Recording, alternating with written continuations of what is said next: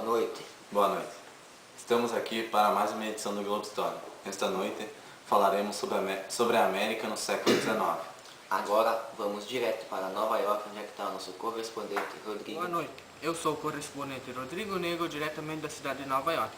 Atrás, ao fundo, vemos a vista do distrito de Brooklyn. Historicamente, o continente americano é dividido em dois grandes conjuntos, a América Anglo-Saxônica e a América Latina. A América Anglo-Saxônica é formada por dois países, os Estados Unidos e o Canadá. Reúne cerca de 38% da população da América e 81% da riqueza nele produzida. A América Latina é formada por um conjunto de países, quais a maioria é de colônia espanhola. Reúne cerca de 62% da população do continente e 19% da riqueza nele produzida. Nesta edição veremos o desenvolvimento dos Estados Unidos no século XIX e as independências dos países americanos durante esta edição. Olá, estou aqui de novo, bem de jatinho, diretamente para o Brasil, na nossa central. Vamos começar a falar sobre a conquista do Oeste. Após a publicação da Constituição norte-americana em 1787, os Estados Unidos tiveram como primeiro presidente George Washington, que lançou um programa econômico para incentivar a indústria, o comércio e as finanças do país. No início do século XIX, a população dos Estados Unidos ocupava a parte leste, a parte do Oceano Atlântico. Nessa época, o governo começou a incentivar a conquista do Oeste, com o objetivo de fazer os Estados Unidos um grande país. Os Estados Unidos faziam propostas aos colonos de preços mínimos por terras de lá. Assim, os colonos achavam que teriam uma vida melhor lá, com mais riquezas, e foram com suas caravanas e carroças em direção ao oeste. Lá só viviam os índios que habitavam a região de lá. Mas os índios lutaram bravamente para defender suas terras, mas como os brancos tinham mais armamento e tinham armas mais fortes, acabaram vencendo. Então tem uma estimativa de 700 mil mortes de índios até 1860. Os índios sobreviventes foram confinados em reservas federais, áreas delimitadas pelo governo para os índios. Guerra de Secessão. Em meados do século XIX, os Estados Unidos já haviam expandido e povoado grande parte do oeste dos Estados Unidos. Isso facilitou o acesso aos dois oceanos e favoreceu o comércio internacional. Além disso, o aumento da população provocou significativa expansão do mercado interno. Os meios de transporte se desenvolveram, a imigração europeia trouxe mão de obra qualificada e capitais estrangeiros ao país. A expansão territorial propiciou o surgimento de uma rica burguesia industrial. A expansão territorial propiciou o surgimento de uma rica burguesia industrial e a formação de uma classe operária forte e bem organizada no Nordeste dos Estados Unidos. Já no Sul e no Sudeste, a elite rural ampliou e fortaleceu a escravidão no país. Por volta de 1860, os industriais norte-americanos, conscientes do grande potencial econômico dos Estados Unidos, estavam dispostos a explorá-lo e expandi-lo. Para isso, sabiam que precisavam superar a falta de sintonia política e integração econômica com os Estados do Sul. As diferenças de interesse entre os grupos dominantes do Norte e do Sul deflagraram um violento conflito. Foi chamado de a Guerra de Secessão, que durou de 1861 a 1865. O conflito. Em fevereiro de 1961, 7 estados do Sul decidiram separar-se da União, fundando os Estados Confederados da América, presididos por Jefferson Davis. O presidente dos Estados Unidos, Abraham Lincoln, representando a federação, decidiu declarar guerra aos confederados para reincorporar os Estados do Sul. No princípio da Guerra de Secessão, os exércitos dos Estados do Sul obtiveram vitórias, mas, ao longo do conflito, as forças do Norte foram impondo sua superioridade militar. O Norte contava com cerca de 20 milhões de habitantes e indústrias capazes de produzir armas ao exército. Já o Sul tinha uma população de cerca de 10 milhões de habitantes, 3,5 milhões de escravos e poucas fábricas de armamentos militares pesados. Schwarz! Musst du daher! Schwarz! Aber tu musst aí. Em 1863, o presidente Lincoln proclamou a abolição da escravidão. Com isso, grande parte dos escravos do Sul começaram a lutar contra os estados do Sul. Com isso, nesse ano ocorreu também a decisiva Batalha de Gettysburg, com a derrota das tropas confederadas. A guerra só terminou em 1965, com a rendição completa dos exércitos do Sul. No mesmo ano, Lincoln foi assassinado num teatro de Washington pelo sulista John Bull. Os ressentimentos entre os habitantes do norte e os do sul permaneceram durante muito tempo. Os sulistas recusavam-se a aceitar o direito de liberdade dos negros e também de integração na sociedade. Os mais radicais fundaram associações de terrorismo racista, como a Ku Klux Klan, que torturou e matou inúmeros negros e continua agindo até nos dias atuais. A reconstrução no pós-guerra. A Guerra de Secessão provocou a morte de cerca de 600 mil habitantes e prejuízo de aproximadamente 8 bilhões de dólares. Terminada a Guerra Civil, os dirigentes dos Estados Unidos empenharam-se em reconstruir o país.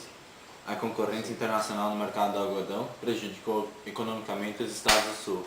Já nos Estados do Norte, acelerou-se o ritmo de desenvolvimento industrial. Leis protecionistas foram aprovadas em benefício da indústria. Diversas estradas de ferro foram construídas para interligar o país e permitir a integração ao mercado consumidor. As cidades industriais cresceram rapidamente, obrigando uma grande massa de operários. Os Estados Unidos tornaram-se uma das maiores potências industriais do mundo. E seu governo passou a intervir em outros países. Era o imperialismo americano dominando o país da América Latina. Desculpa, o nego tá rindo aqui do lado. Ao mesmo tempo, o governo... Corteira, sempre. Corteira. Não precisa cortar, é só de parar de rir. Ao mesmo tempo, o governo procurava isolar-se das questões europeias, ou seja, da expansão imperialista realizada na África, na Ásia e na Oceania. A doutrina Monroe e a América Latina. O imperialismo exercido pelos norte-americanos concentrou-se principalmente na América Latina, baseando-se na doutrina lançada em 1823 pelo presidente James Monroe, que dizia a América para os americanos.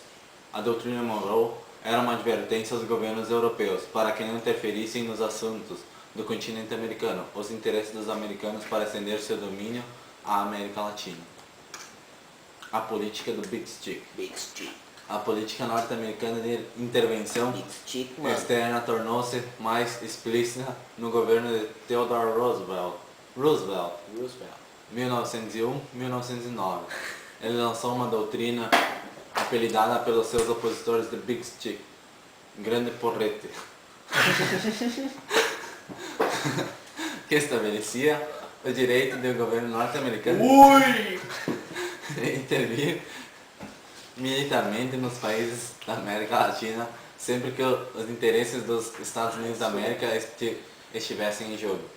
Foi o caso, por exemplo, a construção do Canal do Panamá. O país que hoje denominamos Panamá era parte do território colombiano. O governo dos Estados Unidos financiou a independência do Panamá para, em troca, construir ali um canal, que representaria um grande negócio para a economia norte-americana, reduzindo as distâncias entre as costas leste e oeste dos Estados Unidos. América Latina. A América Latina reúne países muito diferentes, tanto no sentido político, econômico, social, quanto no demográfico e territorial, o que impossibilita uma visão geral. A população latino-americana é composta por vários grupos de origem. No Peru, 53% é indígena, no Haiti, 95% são afrodescendentes e no Uruguai, 88% é de origem europeia. O nível de desenvolvimento econômico também é muito desigual na região. Há países com economias diversificadas, como o Brasil, a Argentina, Uruguai, México também. Mas também há países que se limitam à agropecuária, como Haiti, Panamá. E apesar de tantas diferenças, também há muitas coisas em comum.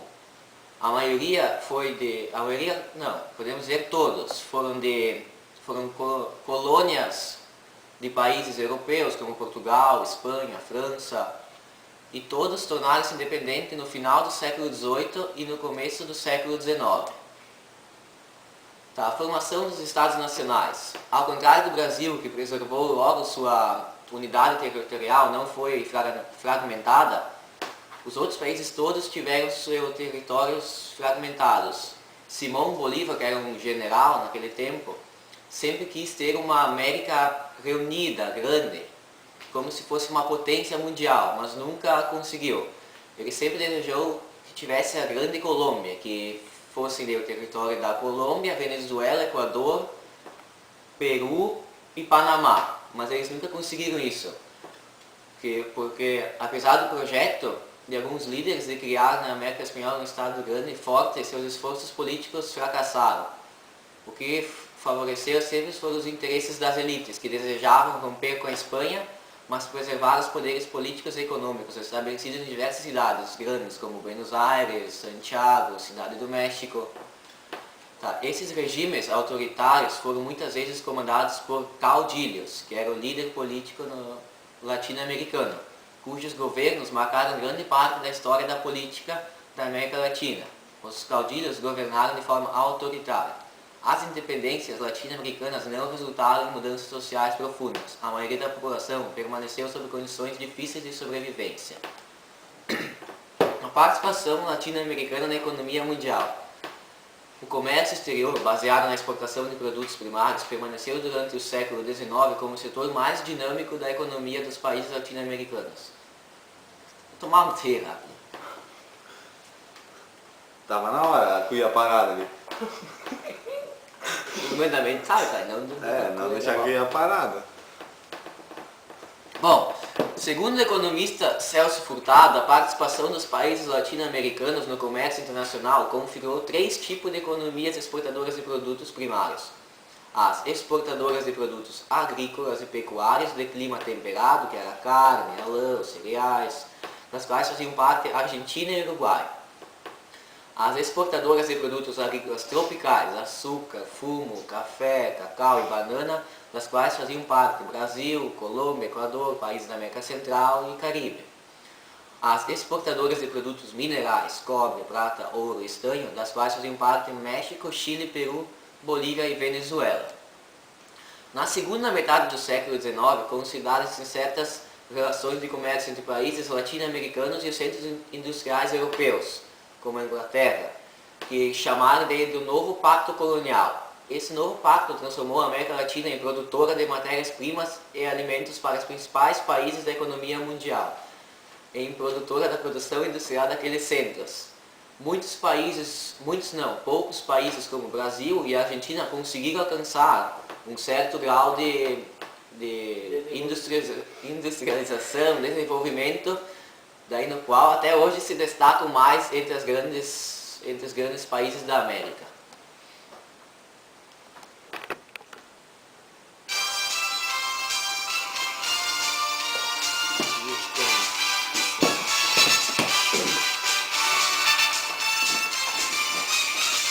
Temos uma notícia espetacular, uma notícia de última hora.